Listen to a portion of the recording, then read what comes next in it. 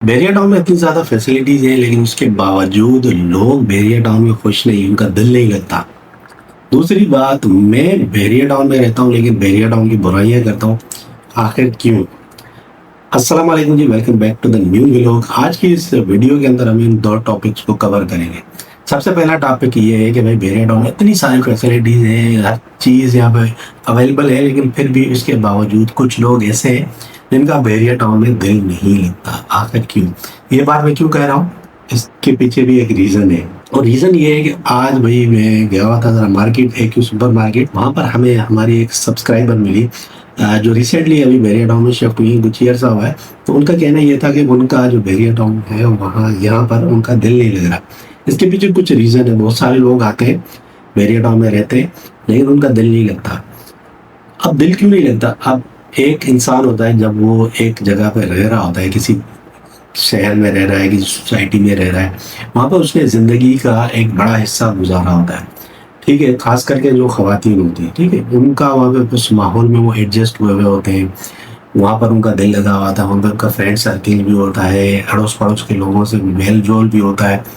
फिर वहाँ पे उनका रिश्तेदार भी होते हैं, फिर चीज़ें करीब करीब होती है, थोड़ी सी रौनक वहाँ पे उनको नज़र आ रही होती है। वो वहाँ से उठते हैं और एकदम से आके बैरिया टाउन के प्रेसिडेंट 1 में रहना शुरू कर देते हैं। डेफिनेटली जो लोग बैरिया टाउन के प्रेसिडेंट 1 में आके रहते हैं, बहुत सारे लोग तो एडजस्ट कर जाते हैं, लेकिन काफ़ी सारे लोग एडजस्ट नहीं कर पाते।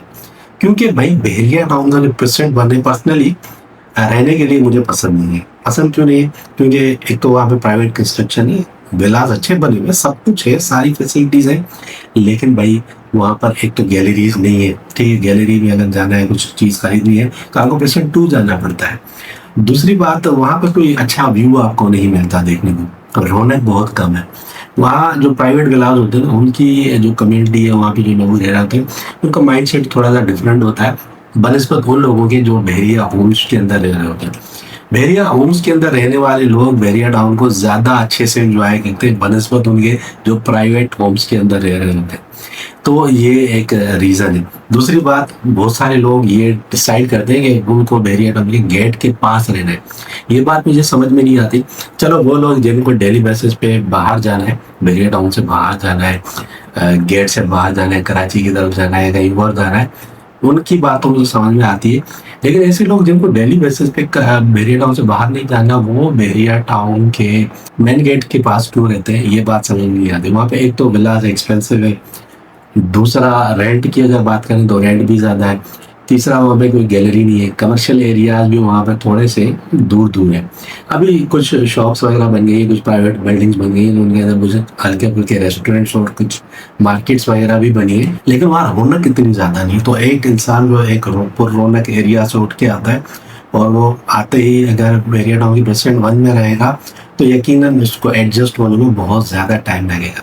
दूसरी बात, बैरिया टाउन की जो फैसिलिटीज़ हैं, उनको अवेल करना सीखें। बहुत सारे लोग यहाँ पे रहते तो हैं बैरिया टाउन के अंदर, लेकिन वो अपनी 4 दीवारी के अंदर ही रहते हैं, बाहर निकलते ही नहीं है। उनको पता ही नहीं है कि बैरिया टाउन की जो फैसिलिटीज़ प्रोवाइड की गई है, जो जगह बनी है, उनको भी इंजॉय करना होता है। इसके लिए आप पे कर रहे हो, बैरिया टाउन आपसे मेंटेनेंस अगर ले रहा है, उसने आपको ये फैसिलिटीज़ दी है। इन फैसिलिटीज़ को जब तक आप अवेल नहीं करेंगे, तो आपका फ़ायदा क्या है बैरिया टाउन में रहने का?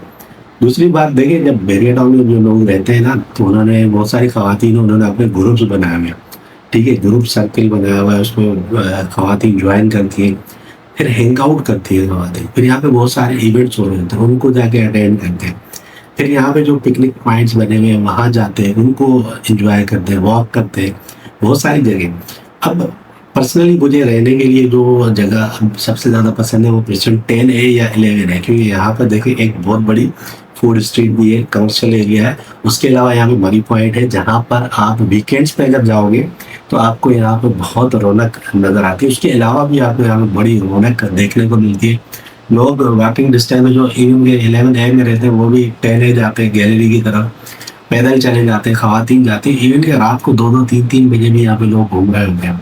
तो कोई डर खौफ तो है नहीं। उसके अलावा पार्क्स बने हुए हैं, वहाँ पे जाते हैं, वॉक करते हैं, एक दूसरे के साथ हैंग आउट करते हैं, बाहर बैठते हैं लोग। कम्युनिटी बनानी पड़ती है, कम्युनिटी के अंदर एडजस्ट करने के लिए आपको यहाँ पे अपना जो है ना नेटवर्किंग बनानी पड़ती है, तभी जाके आप यहाँ पे एडजस्ट कर सकते हैं। फैसिलिटीज बहुत ज़्यादा है, लेकिन जब तक आप उन चीज़ों को समझोगे नहीं, उनको अवेल नहीं करोगे, तो फिर यहाँ पे रहने का फ़ायदा नहीं है। अगर यहाँ पे रहना है तो इन सब फैसिलिटीज़ को अवेल करें। यहाँ पे सालों से लोग रह रहे हैं, लेकिन उनको पता ही नहीं है बहरिया टाउन में कौन कौन सी जगह है, कहाँ पर कौन सा पार्क बना हुआ है, कहाँ पर कौन सा पिकनिक पॉइंट बना हुआ है। ये सारी चीज़ें नहीं पता लोगों को। इन चीज़ों का अगर आप अवेल नहीं करते तो ऑब्वियसली आपका यहाँ पे दिल नहीं लगेगा। सिर्फ घर की चार दीवारी में रहना है तो फिर आप भले जिस एरिया में रहते हैं तो वहीं रहे, क्या फ़ायदा बहरिया टाउन में रहने का। अब आते हैं दूसरे टॉपिक के ऊपर कि भाई मैं तो बहरिया टाउन में रहता हूँ, लेकिन बहरिया टाउन में रहने के बावजूद बहरिया टाउन की बुराइयाँ क्यों करता हूँ। ये वो लोग हैं जो आगे कमेंट्स करते हैं मेरी वीडियोस पे, फेसबुक पे भी करते हैं कुछ लोग यूट्यूब पे भी करते हैं। कोई भी इशू में हाईलाइट करता हूँ, लोगों को ये लगता है कि मैं बहरिया टाउन की बुराई करूँ। इवन कि मैं कराची में भी अगर जाता हूँ सिटी की तरफ, वहाँ पर कोई इश्यूज होते हुए, रोड टूटे फूटे खड्डे हैं, उनको हाईलाइट कर रहा होता हूँ, कहीं गटर उबल रहे हैं उनको हाईलाइट कर रहा होता हूँ, तो लोगों को ये लगता है कि मैं बुराई कर रहा हूँ। पता नहीं मुझे कौन से करोड़ों रुपए मिलते हैं बुराई करने के कि मैं बुराई कर रहा हूँ। हालांकि मैं बुराई नहीं कर रहा हूँ, तो इश्यूज को हाईलाइट कर रहा हूँ। हमारे पास एक प्लेटफॉर्म है सोशल मीडिया का जिस पे थोड़ी बहुत रीच है मेरी, तो इस पे चीज़ों को हाईलाइट करने का मकसद ये होता है कि ये जो बातें हैं ये उन लोगों तक पहुंचे जिनकी ये जिम्मेदारी है, जो रिस्पॉन्सिबल है इन चीज़ों के लिए। मैं जो वीडियोस बनाता हूँ मैं अपनी कम्युनिटी के लिए बनाता हूँ, ऐसे लोगों के लिए। अगर बहरिया टाउन की कोई वीडियोस है, इंफॉर्मेटिव वीडियोस है, तो वो उन लोगों के लिए होती है जो ये बहरिया टाउन में रहते हैं या रहना चाहते हैं, या उनकी प्रॉपर्टीज़ है, काम करते हैं या बिजनेस करते हैं, किसी भी तौर पे वो बहरिया टाउन से रिलेटेड है। इवन कि वो लोग जो रहते भी नहीं है, जिनकी प्रॉपर्टीज भी नहीं है, जो काम भी नहीं करते, लेकिन जिनको पसंद है बहरिया टाउन, वो घूमने फिरने के लिए आना चाहते हैं, वो लोग भी उस कम्युनिटी के अंदर आ जाते हैं। ठीक, उन सब लोगों के लिए मैं बनाता हूँ। अगर कोई वारदात हो रही है, उसको हाईलाइट करने का मकसद ये होता है कि अगर कहीं सिक्योरिटी लेक है तो जो जिम्मेदार है सिक्योरिटी की, वो उस चीज़ को देखे और उसको सही करे। जहाँ पर लोगों की गलती होती है, जैसा कि एक इंसिडेंट हुआ, तो गाड़ी के अंदर कीमती सामान रख के वो लोग छोड़ देते हैं, फिर कोई वारदात होती है तो वो फिर ब्लेम अगर करते हैं तो सबसे पहले अपने आप को ब्लेम किया करें, क्योंकि उनकी भी गलती है, क्योंकि उन्होंने कीमती सामान क्यों छोड़ा। बहरिया टाउन हो या दुनिया का कोई भी मुल्क हो, है तो दुनिया के अंदर ही ना। क्रिमिनल माइंडसेट जब तक मौजूद है दुनिया के अंदर, ये हमेशा रहेगा। जब तक क़यामत नहीं आ रही तब तक ये क्रिमिनल माइंडसेट रहेगा और क्राइम्स होते रहेंगे। क्राइम्स को हाईलाइट करने का या इश्यूज को हाईलाइट करने का हरगिज मतलब ये नहीं होता कि मैं किसी सोसाइटी की या किसी की बुराई कर रहा हूँ। हाईलाइट करने का मकसद ये होता है कि लोग अवेयर रहें। ठीक है, उनके जहन में ये बात होनी चाहिए कि ये सब कुछ हो रहा है, उससे बचने के लिए एहतियात करें। ठीक है, यही मकसद होता है वीडियोस बनाने का। अगर कोई वारदात हो रही है, इंसिडेंट हो रहा है, कोई रॉन्ग साइड आ रहा है, किसी का एक्सीडेंट हो रहा है, कोई लोग मर रहे हैं, जख्मी हो रहे हैं, या कुछ भी हो रहा है, तो वो बताने का मकसद ये होता है कि आप लोग अवेयर हो जाएं। ठीक है, ये मकसद नहीं होता कि मैं किसी को डिफेम कर रहा हूँ।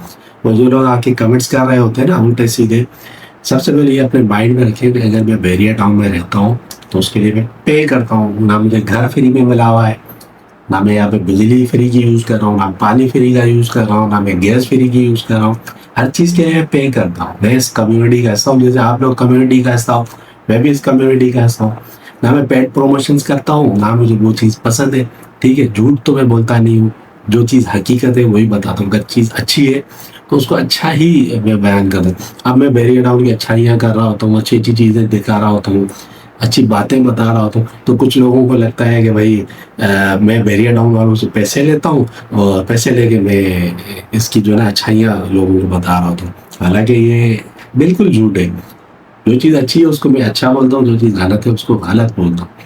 कहीं मैं किसी रेस्टोरेंट पे जाता हूँ, खाना खाता हूँ, अगर अच्छा है तो मैं उसको अच्छा बोलूँगा, अगर अच्छा नहीं है तो अच्छा नहीं बोलूँगा। अगर मैं किसी शॉप पे जा रहा हूँ, कोई चीज़ परचेज कर रहा हूँ, ओवर प्राइस मिल रही है, तो मैं बताऊँगा कि ये चीज़ इस शॉप पे ओवर प्राइस मिल रही है या लो क्वालिटी की मिल रही है, मैं बताऊँगा। अगर चीज़ अच्छी मिल रही है तो वो भी मैं आपको बताऊँगा। क्योंकि ये मेरा फर्ज है कि मैं आपके साथ सच बोलूं। मैं झूठ बोलने पे यकीन नहीं रखता, दिखावा करने पे यकीन नहीं रखता। जो चीज जैसी है वो मैं आपको वैसी ही बताऊंगा। जो लोग पेड प्रमोशंस कर रहे होते हैं, हर चीज को अच्छा बोल रहे थे, मतलब दुनिया की सबसे कोई घटिया चीज होगी ना, उसके लिए भी अगर कोई पैसे देता है तो वो उसको इतनी तारीफें करेंगे कि वो बस आप सोचोगे कि भाई इससे अच्छी कोई चीज है ही नहीं। तो मैं उन लोगों में से नहीं हूँ। मैं उन लोगों में से हूँ जो अगर कोई इश्यू है तो उसको हाईलाइट करूंगा, वो बताऊंगा आपको। समझ रहे हो बात को? तो भाई ये जो एक बीमार ज़हनियत के लोग हैं ना, जो उल्टे सीधे आके यहाँ पे कमेंट्स करते हैं, उनको लगता है मैं बुराइयाँ कर रहा हूँ या कराची की बुराइयाँ कर रहा हूँ या बेरिया टाउन की बुराइयाँ कर रहा हूँ या अच्छाइयाँ कर रहा हूँ, तो उसके लिए मैं पैसे ले रहा हूँ।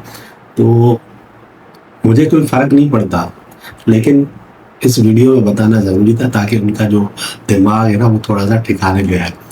अच्छा, एक साहब ने अभी रिसेंटली मैंने एक वीडियो डाली थी ना, ये थीफ इंसिडेंट की, फिर एक पोल बैक। तो मैंने बोला था कि क्राइम्स अमेरिका में भी, तो उन्होंने बोला अमेरिका को कंपेयर नहीं करो। भाई अमेरिका भी इस दुनिया में, अमेरिका के अंदर कौन कौन से क्राइम्स होते हैं ये हमें पता है। जन्नत में कोई मुल्क नहीं है, दुनिया का हर मुल्क के अंदर क्राइम्स होते हैं। शीशे तोड़ के सामान ले जाना, स्टोर्स के अंदर से चोरियां होती हैं, जो इंसिडेंट्स हो रहे होते हैं अमेरिका के अंदर, ये सबको पता है। गन लॉ के बारे में भी आपको पता होगा। मैं इसका मतलब ये नहीं है कि बुराई कर रहा हूँ, मुल्क की बुराई नहीं कर रहा, मैं ये बता रहा हूँ कि क्राइम्स होते हैं, पूरी दुनिया में होते हैं। शीशे तोड़ के अगर कोई सामान चोरी करा है तो ये अमेरिका में भी होता है। पूरे पूरे स्टोर्स लूट लिए जाते हैं, कोई पूछने वाला नहीं होता। ठीक है, कोई उस पे बात करता है तो उसको शूट कर दिया जाता है। स्कूल्स के अंदर गन लेके आ जाते हैं, 10-10 15-15 बच्चों को मार देते हैं।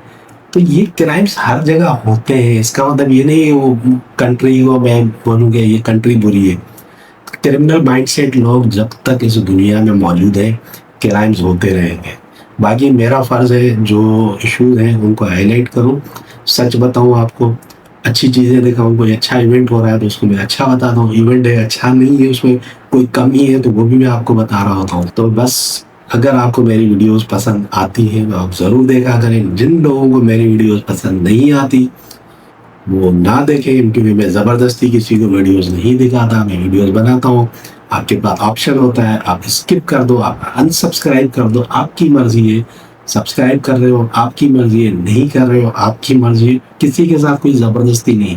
हर कोई अपनी मर्जी का मालिक है, हर किसी की अपनी चॉइस है। तो बाकी मेरा जो कंटेंट है वो बनता रहेगा। जब तक इस प्लेटफॉर्म के ऊपर मैं हूँ तब तक मैं वीडियोस बनाता रहूँगा। तो मेरी वीडियोस में आपको झूठ नहीं देखनी पड़ेगी। तो आज की वीडियो बस इतनी थी। उम्मीद है वीडियो आपको समझ में आ गई होगी, और अगर वीडियो समझ में आई है तो लाइक और शेयर जरूर कीजिए। चैनल को भी सब्सक्राइब कर दीजिए और मुझे दीजिए भाई इजाज़त। अल्लाह हाफिज़।